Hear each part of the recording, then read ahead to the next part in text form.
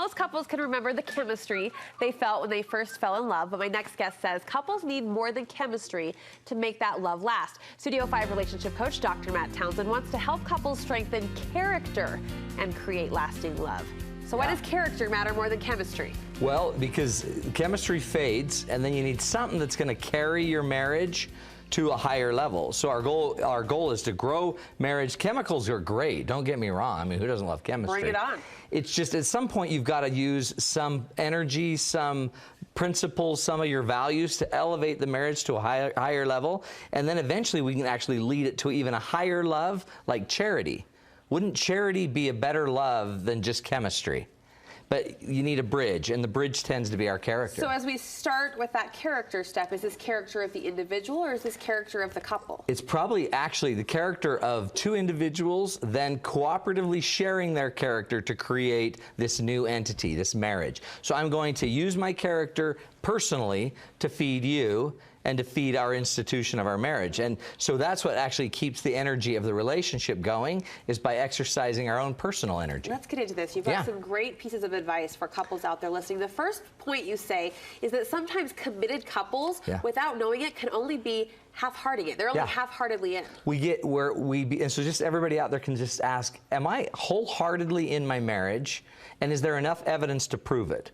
So if I sent a team to go investigate you, would we see enough energy and evidence in you that you're wholeheartedly in the marriage? What would that evidence be? What would it look like? That you show up when they're there, when your partner's there, that you're present when they're talking to you, that when they turn with a really interesting idea, you turn and you respond to them. Are you in the marriage? Or are you really more into kind of self-protection and self-preservation? This wholehearted idea is a lot about the fact that we all have fears, we all have insecurities, and a lot of times when we have too many insecurities, we start living our relationships in a half-hearted way, so we're not exposing our biggest weaknesses or this fear that we're not good enough, this imposter syndrome that a lot of us have. I like that. I like that. You see a common mistake couples make when things aren't going well, when they hit a few bumps in the road, that individuals try to control the other half of their marriage, the partner, but you want them to do the opposite. I want you to loosen the grip. So one of the principles of character is simply saying, instead of holding back and then trying to perfect everyone else so that you don't feel worry anymore,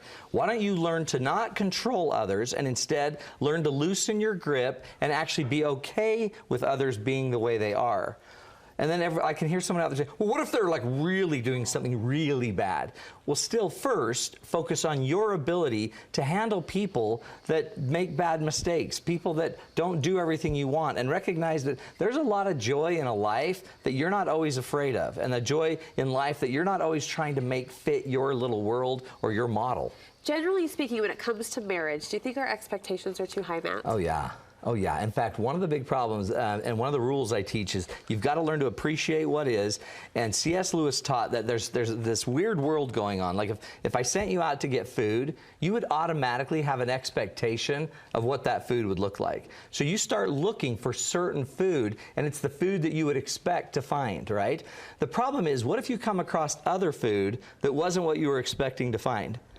It's still food, and it's there, and it's probably really good to take. Because if you're out like foraging in the forest, take the food that's given. So C.S. Lewis teaches there's a lot of things that we expect, the gifts we expect, and then there's the gifts that we are actually given.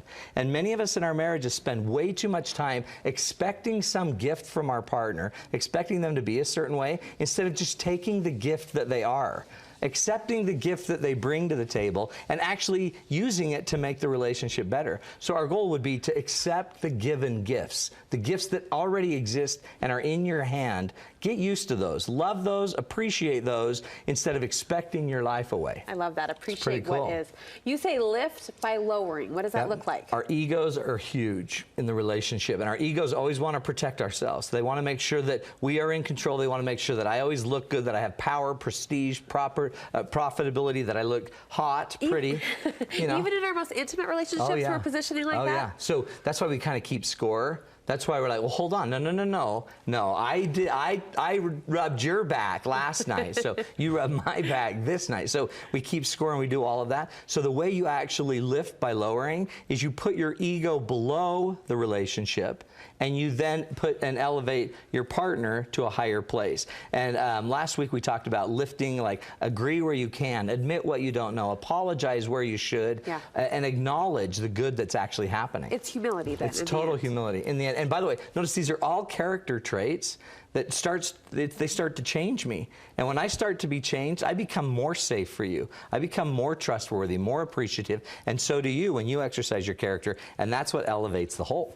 How can couples do a better job of understanding each other? Oh, well, you know, part of it, I guess, is just opening up, right? And assuming with that humility that I don't know, and just actually listening. If we would, the words I use, they're very simple. Shut your cake hole. If you would just shut your cake hole. We need to get a bumper sticker. And listen more, just shut it. But if you'd shut it and listen, and then, because it's interesting, in the word heart is the word ear. And a lot of us don't think of that. I mean, it's kind of a gross image, but inside of our heart, and to understand another heart, the way to the heart is through the ear. It's not through me talking, it's not through me trying to win you or schmooze you, it's actually listening to what you want and getting into your heart. And that takes courage, right? And by the way, the root word of courage also means heart in French, cœur. So courage to get in your heart and be open to what I find there instead of judging it as quickly. I love that. Cool. I love that. You encourage couples to get up and get moving in their marriage, specifically with a focus on charity. Yeah, get out and act. So if you notice, character and charity have the same beginning word, the same root word. They're actually not the exact same derivative from the same word, but they both have C-H-A-R. The difference with character is it actually has the word act in it. Character. So you've got to act if you want to create something in your life. And so what I always teach is, instead of directing all the arrows in, turn the arrows out with your character and start acting for the benefit of the other. Ask yourself, what's the most important thing I can do today to love my partner their way? And then just go deliver it. Your date night last week, if you missed it, you missed out. It was all about growing a higher love. That's it. And for those who couldn't be there in the audience because it sold out really fast, you're making it available. And a lot of this content comes from that. All they got to do is go to matttownsend.com, and then you'll see it right there. And if you enter in Studio 5, no space, Studio 5, you'll get a discount on it, and that's what we're going to be doing from here on out, is giving you these date nights so that those that couldn't make it, but those that still want to grow the higher love can go back and study it and study it and study it. I love it. I know you're working on spreading out the reach of your date night, so just to be able to learn from you right in front of your screen, comfort of your computer, that's awesome. Thanks, you're doing Brooke. good things, Thanks, Matt. Brooklyn. Thank you so much.